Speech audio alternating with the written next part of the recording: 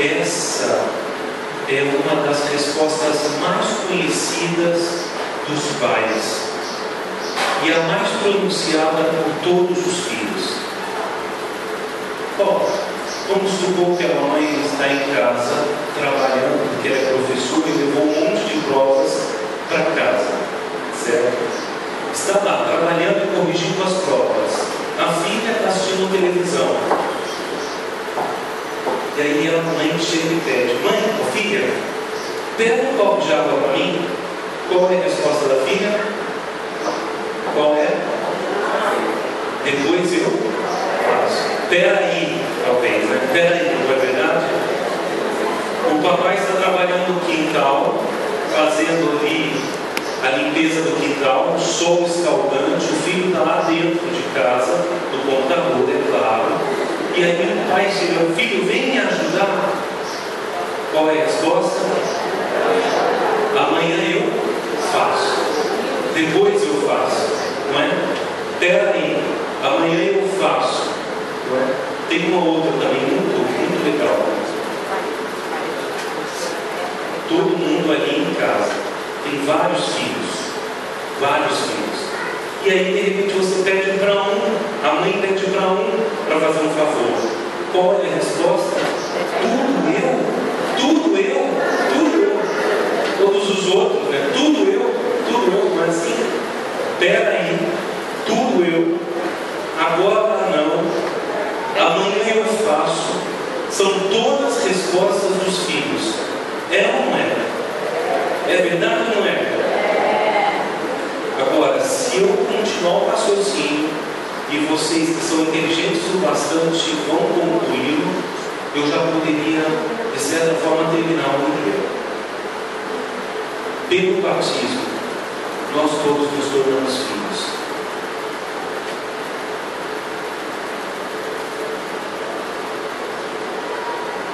E aí?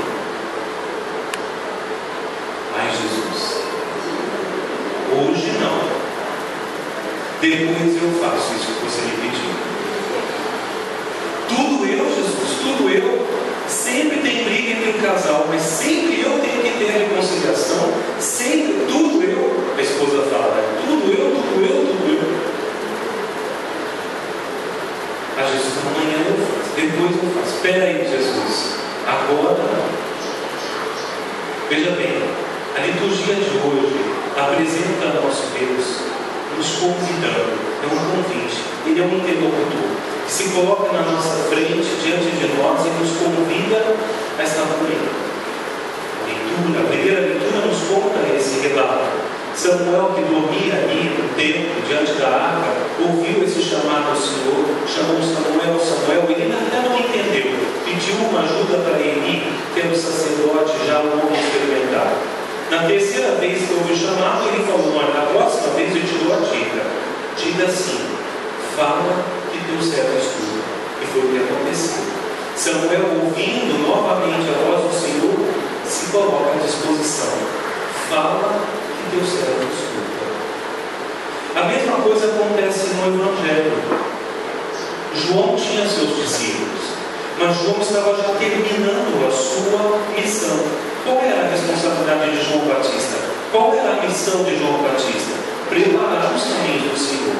Uma hora o Senhor tendo chegado, ele já não tem mais valor, de certa forma. E o que ele faz? Ele faz aquilo que ele tinha que fazer. Ele aponta o dedo. Lá, esse é o Cordeiro de Deus. Nossa Senhora, não pode apontar o dedo. Mas no caso de João, ele apontou. Quando Jesus passou do outro lado da rua e ele estava do lado de cá com os seus discípulos, ele disse: eis o Cordeiro de Deus. Eis o Cordeiro de Deus. E o que acontece? Os dois discípulos de João sentem no coração o chamado. Ele é o Cordeiro, então vão ao seu encontro. Não titubeiam, não deixam para amanhã. É aquela hora que eles fazem o passo, vão ao encontro dele. Interessante que Jesus caminhando, então, segundo o relato, ele olha para trás, porque tem alguém seguindo. Ele olha: por que seguis? O que estás procurando? Pergunta Jesus. O que estás procurando? E aí André, ele logo responde: Rabi, mestre, onde moras? Quer dizer, um desejo de intimidade. Eu quero saber mais de ti. quero conhecer. Pela voz de João, pelo apontar de dedo de João, eles se sentiram convidados, vamos assim dizer, convocados, mediante justamente o ministério de João, a seguir o Mestre, a seguir Jesus. E aí o que acontece? O desejo do coração deles é ganhar intimidade com o Mestre. Onde moras, Rabi? Onde moras?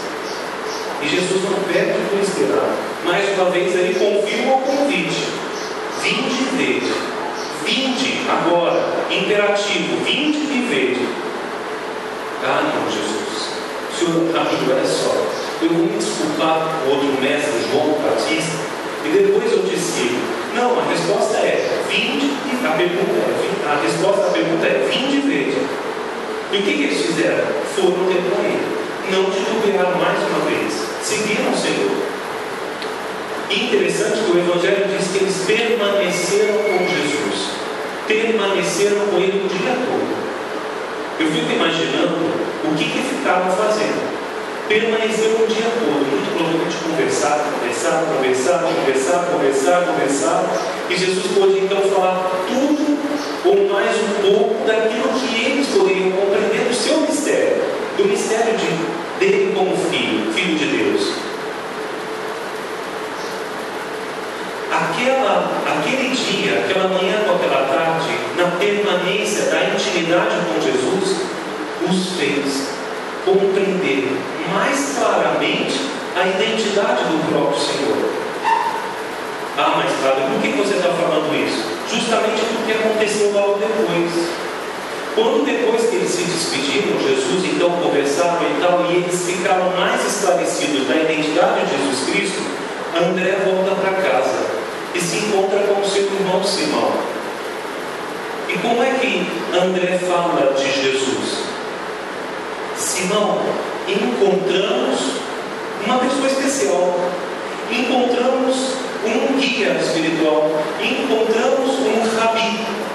Não, ele chega e fala, encontramos o Messias. Encontramos o Messias. E aqui há um detalhe interessante que às vezes passa despercebido.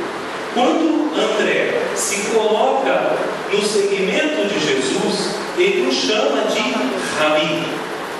Quando depois ele vai falar de Jesus ao outro, ele o chama de Messias. E Messias é mais do que Rabi. É verdade que todo Messias é um Rabi, é um mestre. Mas não é apenas um mestre, porque o Messias é o Salvador. O Messias é o Redentor. O Messias é o Senhor. Não é apenas o mestre. No início da conversa, quando eles entraram numa intimidade, num contato, numa relação, os olhos de André e do outro discípulo estavam tapados. Reconheciam Jesus como mestre, de fato era um rabi, mas foi ganhando intimidade durante aquele dia, permanecendo com ele, que então eles puderam logo depois professar uma fé reconhecendo Jesus como Messias, o meu Salvador. Eu me encontramos o Salvador, encontramos o Senhor na nossa vida. Não encontramos apenas o Rabi, encontramos o Senhor. O convite é feito, então, se desdobra a cada um de nós, a justamente ao sermos convidados, ao ouvirmos a sua voz, pela mediação da palavra, pela mediação de um sacerdote, pela mediação de um catequista que aponta o dedo e fala, ali, esse é o Cordeiro de Deus, esse é Jesus. Então vai ao encontro dele. Vá ao encontro dele. Não titubeie, não deixe para amanhã. Não deixa que a nossa condição de filhos, não é, venha mais forte e você diga, não, peraí, agora eu não posso. Deixa para amanhã que amanhã eu vou. Depois eu faço.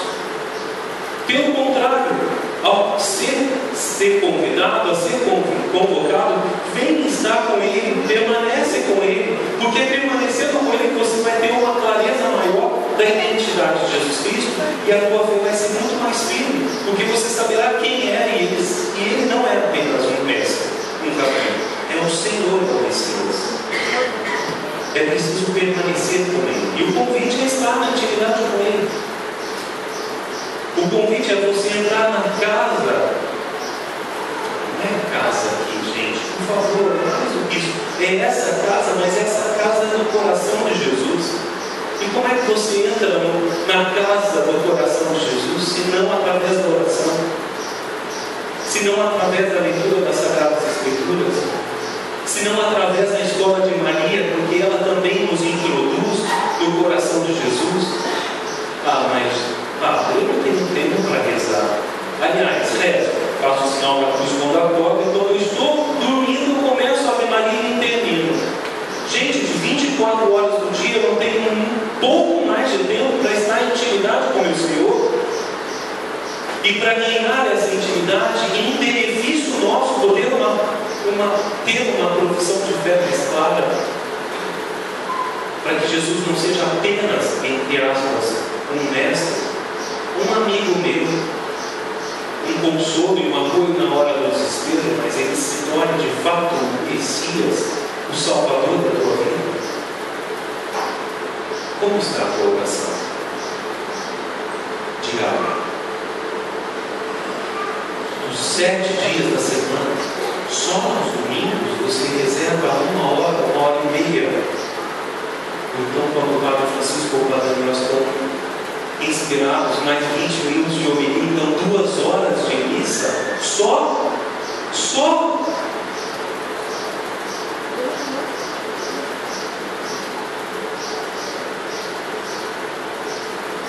Como vamos ser melhores se não rezarmos?